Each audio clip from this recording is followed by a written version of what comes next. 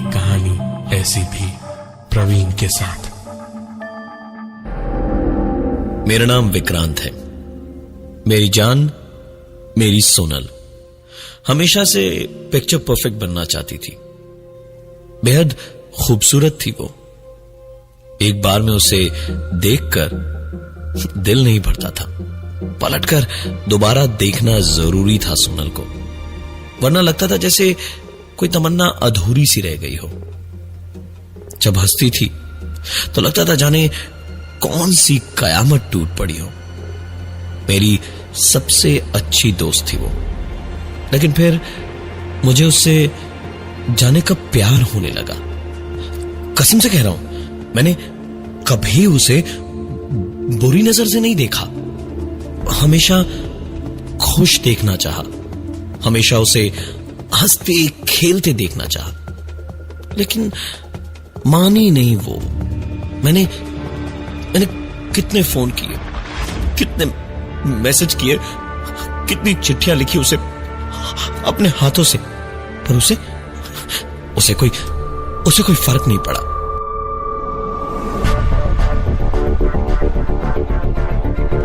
लिखते वक्त कलम पकड़ी मेरी उंगलियों में तन से चोट लगती थी, लेकिन उससे इतना प्यार था कि हर दर्द झेलने को तैयार था मैं, और झेला भी। एक लड़का था बेवकूफ सा, उसके पीछे पड़ा रहता था। प्यार करती थी वो पागल उस लड़के से। मैंने उसको बताया कि उसके पीछे जिंदगी बर्बाद कर रही हो, तो मुझ पर ही बरस पड़ी। मैंने समझाया उसे कि पागलपन कर रही है वो। मैं उसे उस लड़के से कहीं ज्यादा प्यार करता था यार। इतने सालों से उसका दोस्त था, तो कम से कम थोड़ा तो सोचती मेरे बारे में। लेकिन नहीं, रात बेरात कभी भी अब रोने लगती है।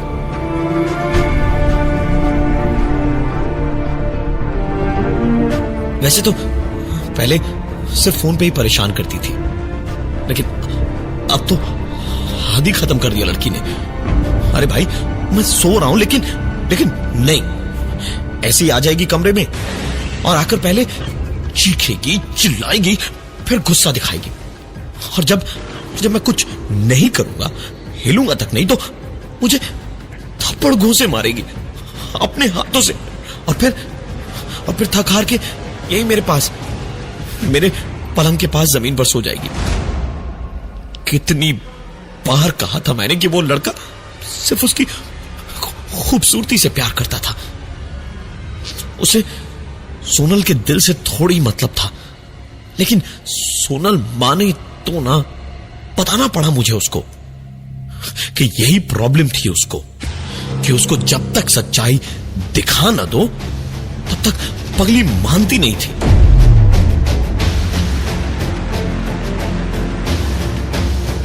क्या करता मैं, हा?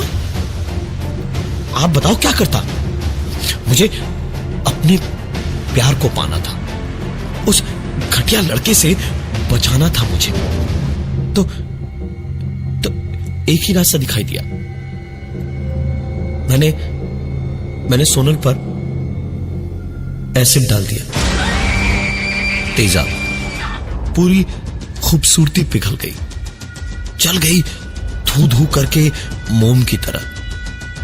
लेकिन मैंने तो सोचा ही नहीं था कि इतना दर्द भी होगा उसे।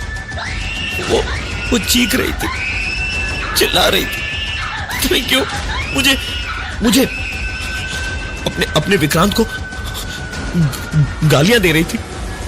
उसका दर्द मुझसे देखा नहीं गया। अरे, प्यार करता था उससे, और आज भी करता हूं। जब मैंने उसे दर्द में देखा तो अपने हाथों से गला घोटकर शांत कर दिया मैंने।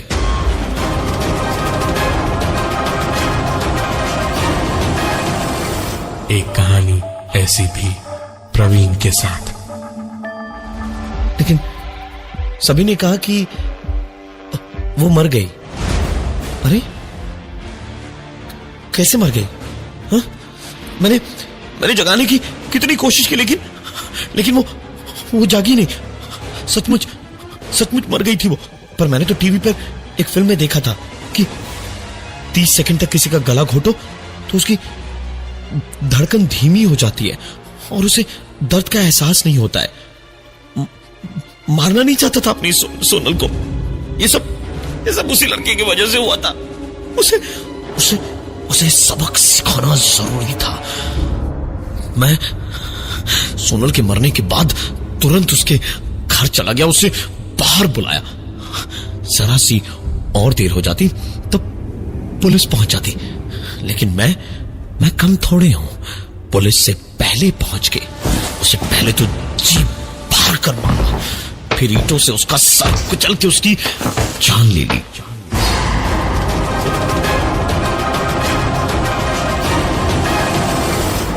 पुलिस ने स्टेटमेंट मांगा तो मैंने सब बता दिया। उन्होंने पता नहीं क्यों मुझे पागल खाने में डाल दिया। और सोनल यहां रोज रात मेरे पास रात भर रहती है, पगली लड़की। अब कहीं जाकर ना उसे मुझसे प्यार हुआ है। रोज रात को मैं खाना खाकर वापस अपने पलंग पर लेटता हूं तो सामने से सोनल, मतलब मेरी सोनल, उसी अजली हालत में आती है और मेरे पास बैठकर रोने लगती है। उस रात तो हद हो गई। मैं सो रहा था, अचानक मुझे लगा जैसे मेरे हाथ पैर बंधे हुए हैं और ऐसे जैसे कि सुन हो गए। करवट बदलने को पलटने की मेरी कोशिश बस कोशिश ही थी। पता नहीं मैं पलट ही नहीं पाया।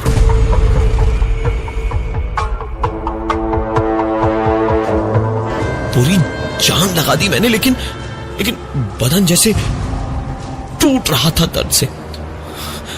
खून का दौरा रुक सा गया था मेरा। पूरे बदन में सुइयां सी चुभ रही थी। आखिरकार गुस्से में झल्लाकर चीखा और उठकर बैठने की कोशिश की, लेकिन आंख खोली तो देखा सोनल मेरी छाती पर बैठी थी। वो मेरे जागते ही झुक के मेरे कानों के पास आकर बोली, क्या हुआ विकी? अब तो मुझसे प्यार नहीं करता? मैं खूबसूरत नहीं रही इसलिए, या मैं जिंदा नहीं हूं इसलिए? सच कहूं तो एक पल को घबरा गया था मैं भी। मैंने उससे कहा, नहीं करता हूं, तुमसे प्यार करता हूं, लेकिन उस पागल को खुश कर पाना बहुत मुश्किल था। चिढ़ गए और रोती हुई कोने में बैठ गई। मैंने बहुत प्यार से बार बार उसे समझाने की कोशिश की, लेकिन खमक मानी नहीं, चली गई और बहुत दिनों तक नहीं आई।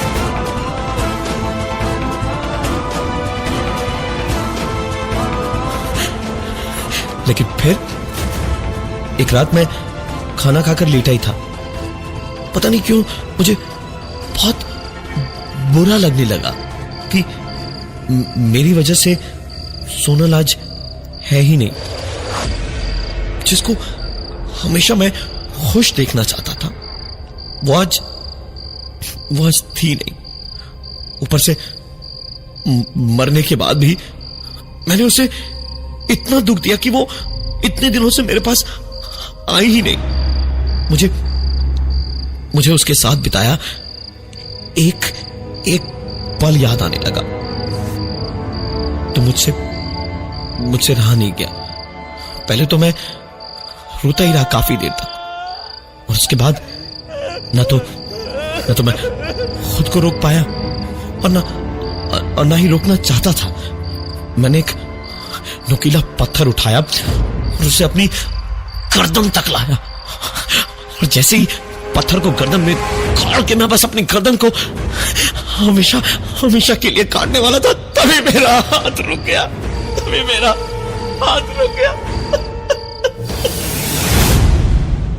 एक कहानी ऐसी भी प्रवीण के साथ। मैं पूरी ताकत से उसे अपनी गर्दन तक लाना चाहता था, लेकिन मेरा हाथ वहीं के वहीं अटका हुआ था। मेरी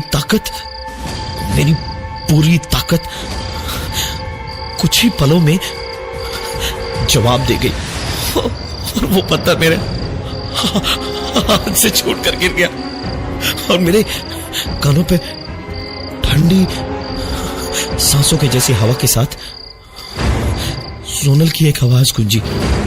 इतनी आसानी से मैं तुझे मरने कैसे दूं विकी? ये सुनकर मुझे समझ आया कि उससे मुझसे प्यार कभी नहीं था, सिर्फ बदला लेना था। जो मैंने किया उसका बदला। लेकिन मैंने तो जो किया उसके भले के लिए किया था ना। मैं अब सिर्फ एक बात से परेशान था कि अगर इतनी आसानी से नहीं तो फिर कैसे?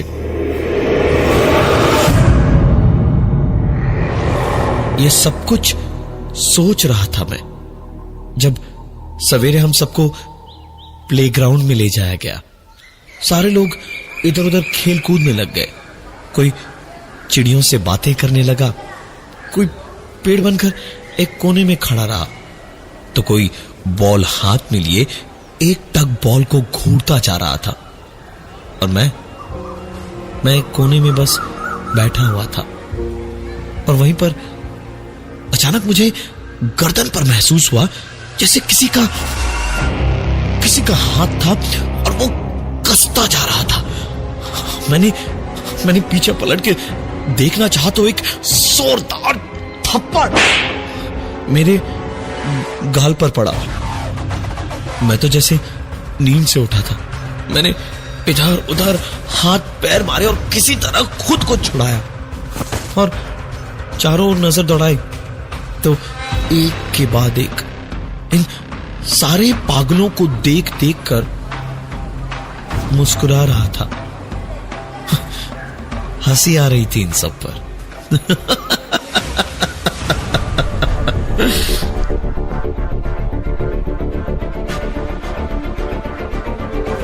कोई दिवालिया हो गया तो पागल हो गया, कोई प्यार के धोखे से पागल हो गया, कोई किसी वजह से तो कोई किसी वजह से। सबके सब यहां आ गए और मैंने दो कत्ल किए तो मेरी सोच की वजह से मुझे पागल खाने में डाल दिया। ये भी कोई बात हुई? इन सबके साथ मेरा क्या वास्ता? मैं पागल नहीं हूं।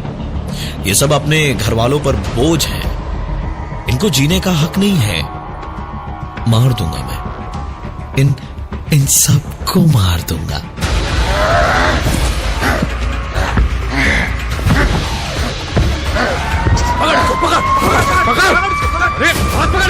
मुझे गार्ड्स ने पकड़ लिया और फिर वही हुआ जो पागल खाने में हर पागल के साथ होता है।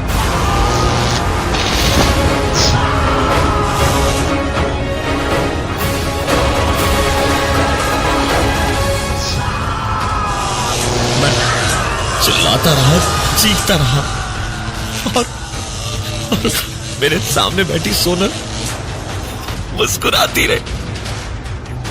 उसे देखते देखते आंसू छलकते रहे मेरे। जैसे जैसे मेरे आंसू और दर्द बढ़ते गए उसकी मुस्कुराहट भी उतनी ही बढ़ती गई। लेकिन कुछ देर के बाद जब मेरी हिम्मत जवाब देने लगी, ज़बान अंदर हलक में सरकने लगी और मौत कुछ ही देर में पक्की लगने लगी, तो धीमे धीमे पथराई आंखों के सामने सोनल का हाथ हवा में उठा और इलेक्ट्रिक शॉक मशीन में शॉर्ट सर्किट हो गया। सारे वार्ड बॉयज इधर उधर भागने लगी कि कहीं आग वाग न लग जाए। और इसी अफरा तफरी में सोनल मेरे पास आई झुकी और मेरे कान में धीमे से बोल गई, कहा था ना, इतनी आसानी से तुझे मरने नहीं दूंगी मैं विकी।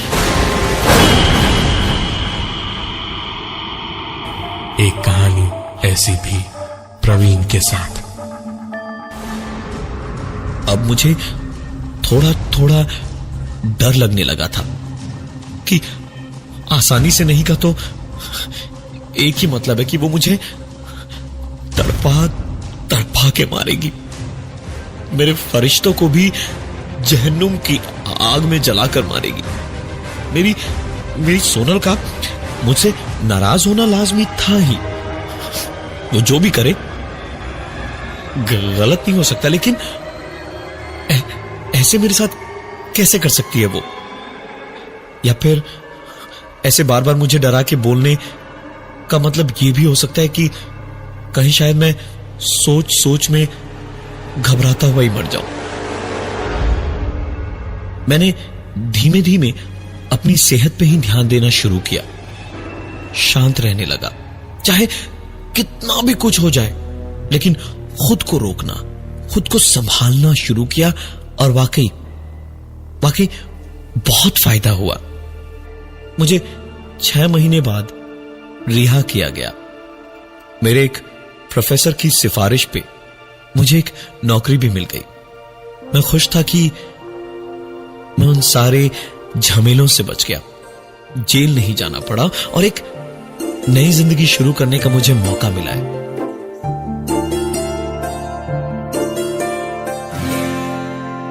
मैं रोज सवेरे नहा धोकर एक दुकान पर चाय पीता, नाश्ता करता और ऑफिस जाता, और शाम को लौट के टीवी देखते देखते सो जाया करता। एक रात की बात है, मैं अपने छोटे से कमरे के उस सख्त पलंग पर लेटा सो रहा था, जब अचानक मेरी नींद खुली एक जानी पहचानी आवाज के साथ। एक हाथ मेरे बालों को और माथे को सहला रहा था और नींद में ही मैं पसीने से तर हो चुका था। मैं पलटा तो सोनल मेरे पास बैठी रो रही थी और मेरे पलटते ही वो जोर से चीखी और कमरे से दौड़ती हुई बाहर भागी।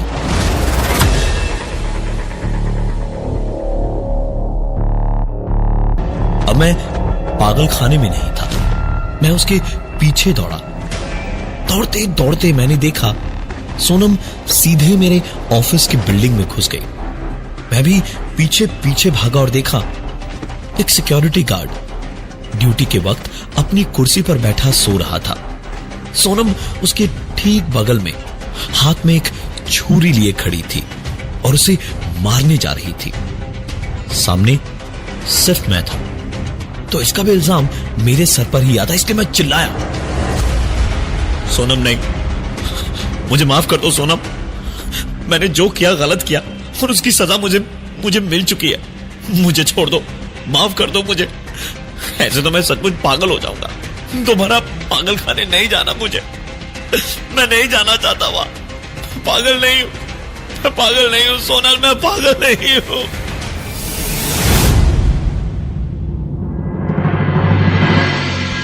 ऐसे रोते रोते मुझे समझ आया कि मेरे हाथ पैर हिल डुल नहीं पा रहे थे, मुझे कस के कई लोगों ने पकड़ा हुआ है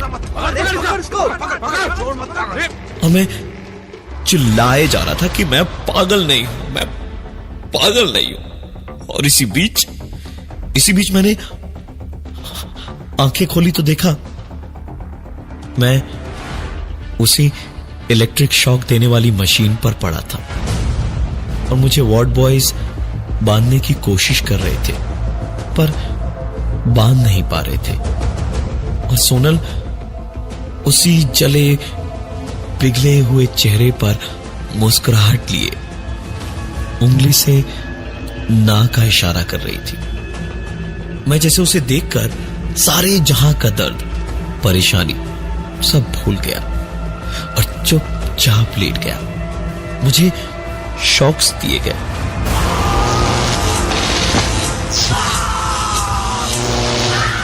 और फिर बेहोशी की हालत में मेरे सेल में छोड़ दिया गया।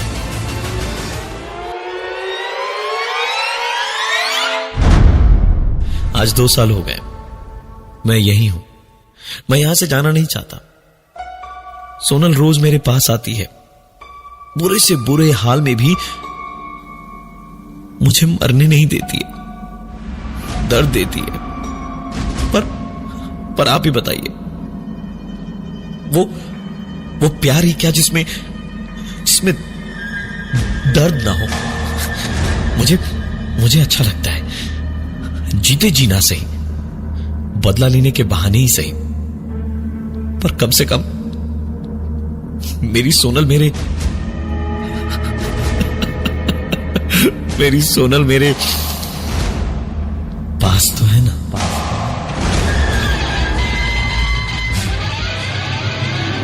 मैं हूं प्रवीण, और ये थी आज की एक कहानी ऐसी भी।